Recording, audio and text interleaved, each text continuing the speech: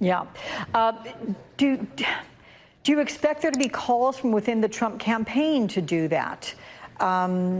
Because he's going to reach out to his supporters and say, let's take this down.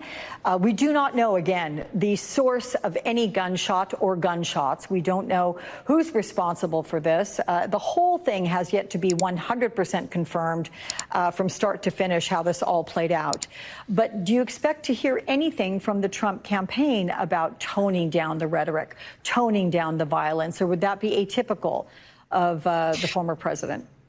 Well, Alex, remember back to the assassination attempt on President Trump's life and how, there was talk of a new tone, and then the Republican convention was, by Trumpian standards, muted. And it did seem like he was, just trying to take it down a few notches. But then by the end of his convention speech, we were kind of back to where we started. So I don't know how long this could, this moment of unity for the country where we come together and we say, I don't want any political opposition to be under threat of violence. It's not okay, any threat of violence, we don't want.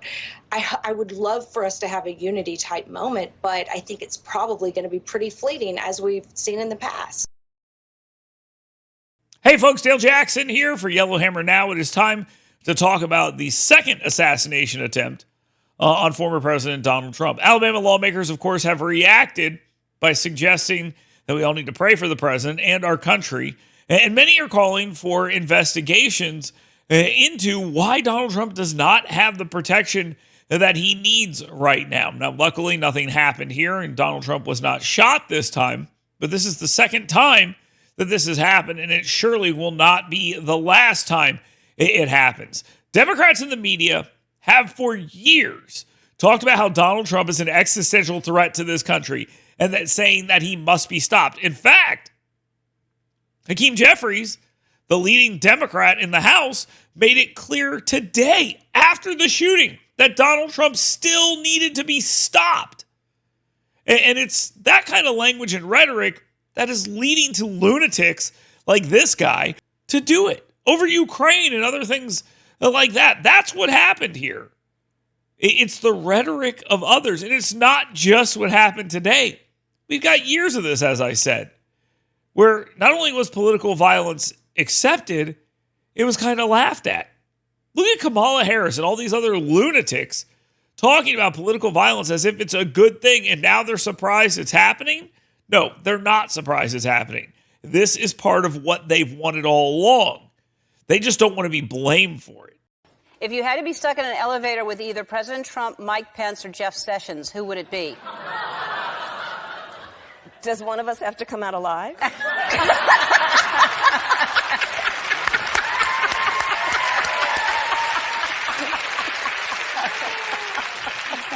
I talk about the fact that when we swore in finally in January, that we swore to defend against those that are coming against us, whether they are domestic or international. And right now, I feel like MAGA in general, they are threats to us domestically. And we see it time and time again. And I think that's why you see so many national leaders, whether they're Republicans or Democrats, coming together to say there is only one person qualified to be the commander in chief, and that is Kamala Harris. I just don't even know why there aren't uprisings all over the country, and maybe there will be. People need to start taking to the streets. This is a dictator. There needs to be unrest in the streets for as long as there's unrest in our lives. Enemies of the state. Show me where it says that protests are supposed to be polite and peaceful.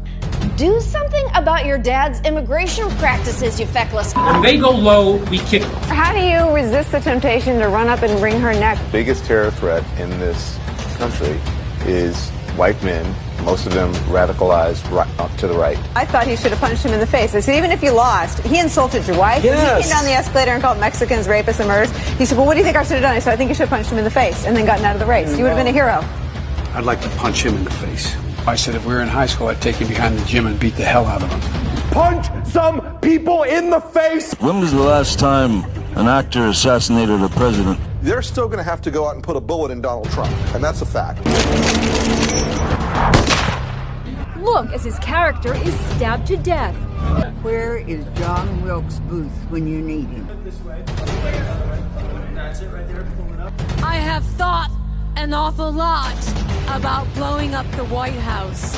A Missouri state senator is under investigation by the Secret Service after saying she hopes President Trump is assassinated. I will go and take Trump out tonight. And if you see anybody from that cabinet in a restaurant, in a department store, at a gasoline station, you get out and you create a crowd. And you push back on them. And you tell them they're not welcome anymore, anywhere. And sadly, the domestic enemies to our voting system and our honoring our Constitution are right at 1600 Pennsylvania Avenue. They're not going to stop before Election Day in November, and they're not going to stop after Election Day. And that should be, everyone should take note of that on both levels, that this isn't, they're not going to let up, and they should not. If you think we're rallying now, you ain't seen nothing yet. Now, right now, the American media is making the argument that Donald Trump is responsible for people being mad about Haitians being in the country because he said something about dogs. They're not concerned about the root cause of it and the problems it's causing in Springfield, Ohio, in Athens, Alabama, in Albertville, Alabama, in Sylacauga, Alabama, and in Coleman, Alabama. They're not concerned about that. They're just concerned that Donald Trump is saying mean things, and they're suggesting that will lead to violence against these people. Yet they never draw that same line the other way. I wonder why. And the answer is this. Donald Trump does not want violence to these people. He's calling out a situation that he believes is happening. He's reacting to reports that there are people eating dogs and cats and geese and all these other things. Democrats want the violence. They want Donald Trump to be hurt. They want Republicans to be hurt. Their violence and political violence has been on display for almost a decade now, regularly, and they've defended it. In that clip, you saw plenty of people doing that. What makes you think they don't feel that way now?